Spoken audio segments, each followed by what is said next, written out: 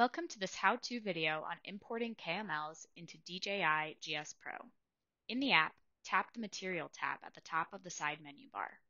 Tap Start Import. Type the provided link from the notification in DJI GS Pro into your browser.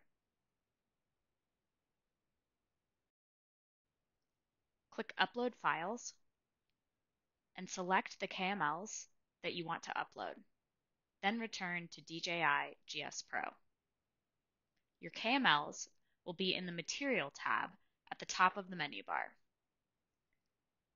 Swipe left on recently uploaded KMLs to import or delete them. Tap Map to access imported KMLs. Tap on them to expand. Swipe left to create a mission, pin, or delete selected items. Pinned items will stay on the map on the flight planning screen. You can create a mission with a polygon.